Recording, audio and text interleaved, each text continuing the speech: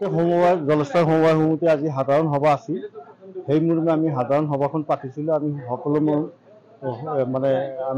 সকলোৱে হোমৱৰ্কটো ঘোষণা কৰিলোঁ।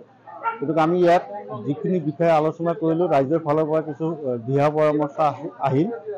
আমি আজি আমাৰ জলস্তৰ সমবায় সমিতিৰ ফালৰ পৰা এখন মোবাইল বেংকিং ছিষ্টেম এইটো উন্মোচন কৰিলোঁ।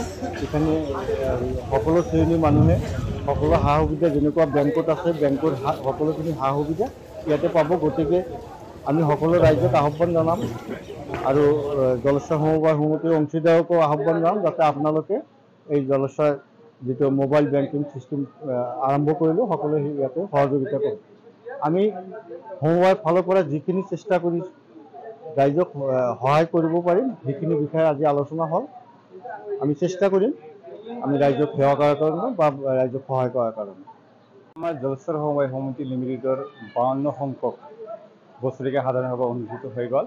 ইয়াত আমাৰ যিমান অংশীদাৰ আছে, অংশীদাৰৰ নিয়ম অনুযায়ী 10% উপস্থিত হ'ব লাগে। এই অৱশ্য মানুহৰ সঁহাৰি দিয়াত ইয়াতকৈ বেছি সংখ্যক মানুহ আমাৰ আজি বছৰেকীয়া সাধাৰণ সভাত উপস্থিত হৈছে। গতিকে আজি আমাৰ এই ৰাইজৰ অংশীদাৰসকলে আহি আমাৰ এই বছৰেকীয়া সাধাৰণ সভাখন সাফল্যমণ্ডিত কৰাৰ বাবে মই সকলোকে ধন্যবাদ জনাইছোঁ। আৰু এইবুলি আমি আমাৰ জলস্বৰ সমবায় সমিতিৰ পৰা বিভিন্ন আঁচনি লোৱা হৈছে। তাৰে ভিতৰত আমি ডিপজিট মবিলাইজেশ্যন ইউনিট নামৰ এখন বেংকিং শাখা আমি শুভ আৰম্ভ কৰিছোঁ।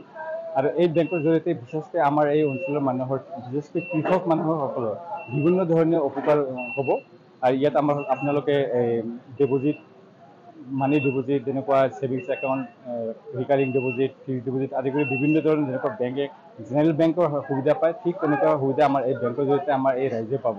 আৰু এই যিটো ডিপজিট মবিলাইজেশ্যন ইউনিট, এই ইউনিটত আমি আশা কৰিছোঁ যে কেৱল আমাৰ ৰাইজেই নহয়, আমাৰ এই সমবায়খন এখন উন্নয়নৰ দিশলৈ লৈ যাম আৰু যাতে আমাৰ এই অঞ্চলৰ ৰাইজে সৰ্বপ্ৰকাৰে বিভিন্ন ধৰণৰ সা সুবিধা পায়, তাৰ বাবে আমাৰ এই সমিতিৰ তৰফৰ পৰা আমি আঁচনি বিশেষকৈ আচলতে হয়, আমি আমাৰ এই দুখীয়া কৃষক ৰাইজৰ কাৰণে আমাৰ বেংকিঙৰ উপৰিও আমাৰ CSC ID পাইছোঁ। সেই CSC ID বিভিন্ন ধৰণৰ যিটো অনলাইন, যিটো আমি বজাৰত গ'লে হয়তো যিটো অনলাইন কৰোঁতে আমাৰ 100 টকা খৰচ হয়, সেইটো আমাৰ সুলভ মূল্যত কমে 50 টকাতে আমাৰ কৰিব পাৰোঁ।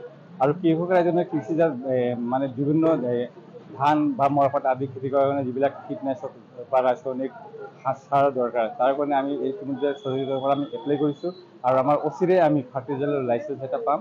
আৰু ফাৰ্টিলাইজাৰৰ লাইচেঞ্চ পালে আমি বিভিন্ন ধৰণৰ ফাৰ্টিলাইজাৰৰ বস্তু আমি কৃষক সমাজক আমি সুলভ মূল্যত দিব পাৰিম। যেটা বাজেটে দেখা হয়েছে ৭৬ লাখ টাকা আমরা পাই। এই ৭৬ লাখ বিভিন্ন দিন থেকে আসতেছে। এর আগে হয়তো